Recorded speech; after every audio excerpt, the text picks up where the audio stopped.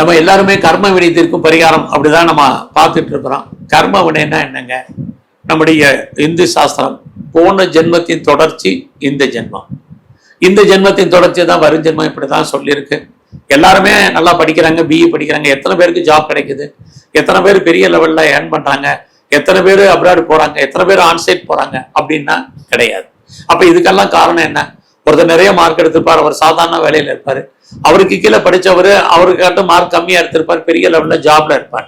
So இதெல்லாம் எதன் அடிப்படையில் நடக்குது அப்படின்னா இதையெல்லாம் நம்ம நம்பித்தான் ஆகணும். கர்மா வினை நம்முடைய போன ஜென்மத்தினுடைய பாவ புண்ணியம் தான் இந்த ஜென்மம்.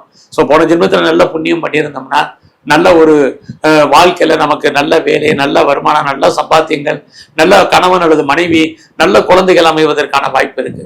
அதுல நம்ம எங்கேயோ ஏதோ ஒரு இடத்துல நம்மளை அறியாமல் தவறு பண்ணும் பொழுது அது இந்த ஜென்மத்துல தொடரும். குறிப்பா இது ஒரு சின்ன லாஜிக் தான். நம்ம கையில பணம் இல்லைன்னா பேங்க்ல ஏதாவது இருப்பு இருந்தா எடுத்து டெபாசிட்ல இருந்து செலவு பண்ற மாதிரி தான். ஸோ நமக்கான கர்ம வினைகள் எப்படி இருக்கோ அப்படிதான் நம்ம இந்த ஜென்மத்துல பலன். ஸோ அப்படி பார்க்கிற போது போன ஜென்மத்துல நம்ம பெருசா பாவம் பண்ணியிருக்கோம் அப்படின்னா அதை நிவர்த்தி பண்றதுக்கு என்ன வழி? அதான் நம்ம அவங்களுடைய தனிப்பட்ட ஜாதகத்துலதான் அந்த கர்மானா என்ன, அந்த எப்படிப்பட்ட கர்மா அவங்களுக்கு இருக்கு, அந்த கர்மாவை நிவர்த்தி பண்ணுவதற்கான வாய்ப்பு என்ன, அதை எப்படி எந்த ஸ்தலங்கள்ல போய் பண்ணால், எந்த தெய்வ வழிபாட பண்ணால் அது நிவர்த்தி ஆகும் அப்படிங்கிறது ஒண்ணு இருக்கு. ஸோ இதெல்லாம் அந்த தனிப்பட்ட ஜாதகத்தை பார்த்தாதான் தெரியும். இது எல்லாம் பார்த்து ஆராய்ச்சி பண்ணக்கூடிய சுச்சுவேஷன்ல நம்ம இப்ப இல்லை. ஆனாலும் என் கர்ம வினை குறையணும், ஏதோ ஒரு விதத்துல நாம் செஞ்ச முன்னோர்கள் செய்த பாவ புண்ணியம் குறையணும் அப்படின்னா ஒரே ஒரு விஷயம்தான்.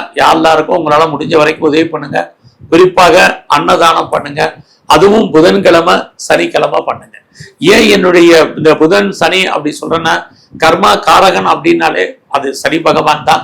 அது மட்டுமல்ல, புதன் நம்மளை பொறுத்த வரைக்கும் வாழ்க்கையில 6ஆம் இடத்துக்குரியவர் ஜோடியாக்ல. இந்த 6ஆம் இடம் நம்முடைய வேலை, 10ஆம் இடமும் நம்ம வேலை தான். ஆக இந்த கர்மா குறையணும் அப்படின்னா நம்முடைய போன ஜென்மத்துடைய தொடர்ச்சி இந்த ஜென்மம். ஆக இந்த புதன்கிழமையும் சனிக்கிழமையும் உங்களால முடிஞ்ச மற்ற பேருக்கு உதவி பண்ணுங்க. அது உடலால நீங்க உதவி பண்ணாலும் சரி, பொருளால உதவி பண்ணாலும் சரி பண்ணுங்க. எல்லாவற்றுக்கும் மேலாக நம்மளை கண்ட வயசுல மூத்தவங்களை, அது எந்த ஜாதி மதமாக இருந்தாலும் அவங்களை மதிக்க கத்துக்குங்க. அவங்களுக்கு முடிஞ்சால் உங்களால முடிஞ்ச உதவிகளை பண்ணுங்க. இதுவே உங்களுடைய கர்மா படிப்படியாக குறைஞ்சிடும். நீங்க போன ஜென்மத்துல தெரிஞ்சு பண்ண, தெரியாமல் பண்ண, அறிஞ்சு பண்ண, அறியாமல் பண்ண அத்தனை தோஷங்களும் ஏதோ ஒரு விதத்துல எந்த விதமான எதிர்பார்ப்பும் இல்லாம இதை செய்யுங்க. கண்டிப்பாக நல்லது நடக்கும். இதுக்காக நீங்க பெருசா கோயிலுக்கு போகணும், அபிஷேகம் பண்ணணும், அர்ச்சனை பண்ணணும், யாகம் பண்ணணும், ஹோமம் பண்ணணும், விளக்கேற்றணும், இது எதுவுமே கிடையாது. மற்றவர்களுக்கு மனதால் உங்களுக்கு செய்யக்கூடிய அந்த உதவி இறைவன் வேறொரு ரூபத்துல உங்களுக்கு ரெஃப்ளெக்ஷன் பண்ணுவார். இதை செய்யுங்க, போதுமானது.